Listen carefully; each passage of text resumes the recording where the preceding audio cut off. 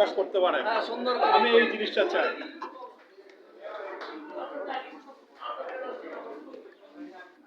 ভাইয়া শুরুতে যে সিরিজ নিয়ে জানতে চাই, আজকে একটা চমৎকার একটি প্রোগ্রাম হলো এবং এখানে এই প্রোডাকশনে আপনার নিজেরও গান আছে, সেটা নিয়ে একটু শুরুতে জানতে চাই। আমার সর্বপ্রথম যে সিরিজের যে প্রোডাকশনটা আছে সেটা হচ্ছে তেল।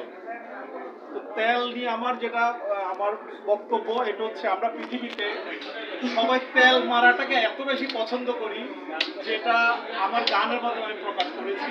তো সেটার মেসেজ হচ্ছে তেল মারো ভাই তেল মারো হো জায়গা মতো তেল মারো, তেল মারো ভাই তেল মারো হো সময় মতো তেল মারো।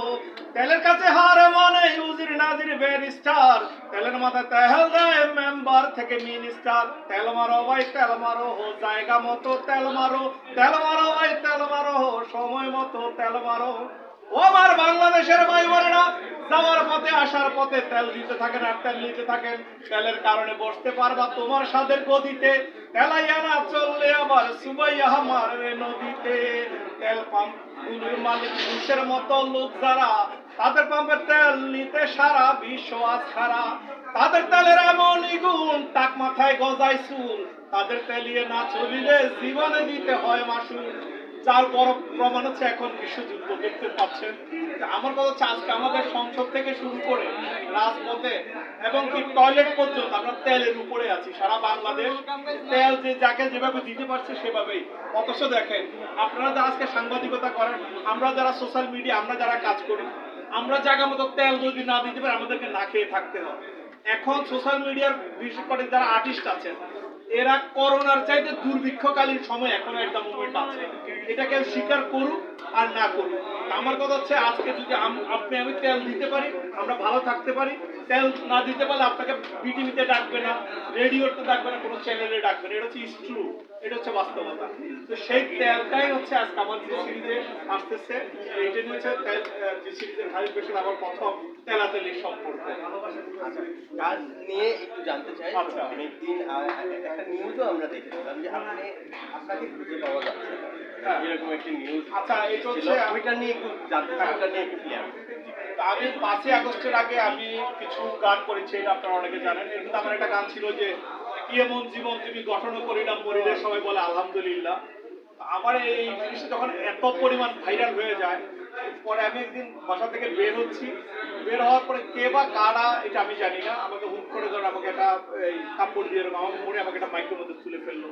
আমার বললো যে তুই তো আগে এরকম দেশের গান করতি, এরপরে তুই 5ই আগস্টে আওয়ামী লীগের বিরুদ্ধে গান পাঠ করলি কেন? তুই আজকে আমাদেরকে এরকম স্টাম্পে সিগনেচার বা বাকি জীবন আর এই ধরনের উল্টাপাল্টা গান করবি না, আর নাহলে তোর লাশ ফেলে দেবে এরকম। আমি বললাম আমি যে কদিন বেঁচে থাকি আমি আমার দেশের জন্য, আমার জাতির জন্য আমি এরকম গান করে যাব, আমাকে মেরে ফেলেন, এতে আমার কোনো ভয় নেই, আপত্তি নেই। তো এখানে আমি যেটুকু ধারণা করছি আমার বিপক্ষের যারা আমার গানকে, যাদের শরীরে জ্বলে উঠছিল, ওরে এই কাজটা করেছে, যাক পরে আমার ফ্যামিলির মধ্যে আমাকে আবার ফেরত এনে দিয়েছে। এটা হচ্ছে মেইন ঘটনা। তারপরের রিসেন্টলি আমার যে কার্যক্রম, এটা হয়তো অনেক জায়গায় আপনারা বুঝতে পারছেন, সংসদে এখন যারা গেছেন এদের নিয়ে আমার কিছু কথাবার্তা ছিল। তো সেই ক্ষেত্রে ধরেন আজকে তারেক জিয়া প্রতিনিধিত্ব করছেন, আবার 5 বছর পরে আবার অন্য কেউ আসবেন, 10 বছর পর আরেকজন আসবেন। আমার কথা হচ্ছে যারাই বাংলাদেশের সংসদে যায় এরা যেন ভাই ওই অতীত নিয়ে ঘাটাঘাটি করতে করতে যেন 20 ঘন্টা 10 ঘন্টার নাম ফেলে দেয়। আপনারা যদি এই সবাই যদি ওই সংসদে গিয়ে বিগত সরকার, এই বাল সরকার নিয়ে যদি বিগতের মধ্যে পড়ে থাকেন, আপনারা আগামীর জন্য কি করবেন? আমার কথা হচ্ছে আপনারা যদি বিগত নিয়ে যদি আপনাদের জীবনযাত্রা থাকে, তো আগামী নিয়ে আপনারা কি চিন্তা করবেন? আপনাদের মেইনলি উচিত হচ্ছে সংসদে যাওয়ার পরে now we are start new nation, we are starting new thinking, we are start new voice. আপনাদের নতুন দিয়ে আপনাদের শুরু করতে হবে, রেফারেন্স টানতে পারেন, ওটা হয়েছে এটা না করলে এটা। আমরা তো কি করি বিসমিল্লাহির রহমানির রহিম, আজকে আমি ধন্যবাদ জানাচ্ছি আমার বাবারে, আমার দাদারে, আমার সদ্য গোষ্ঠীরে। ভাই ধন্যবাদ জানানোর জন্য তো আপনার এটা না, ওটা হচ্ছে একটা জাতিকে কিভাবে পরিচালনা করবেন ওইটার জন্য হচ্ছে সংসদ। আমার মাকে তেল দেওয়ার জন্য, আমার বাবাকে তেল দেওয়ার জন্য সংসদ না। এই হচ্ছে আমার কথা। এখন এগুলো অনেকের গায়ে লাগতে পারে। ভাইয়া আরেকটা ব্যাপার, সেটা হচ্ছে বর্তমান আমরা একটা জিনিস লক্ষ্য করছি যে ব্যক্তিগত বিষয়গুলো নিয়ে টেনে সামনে নিয়ে এসে এটা নিয়ে আসলে সময় ব্যয় করছে। হ্যাঁ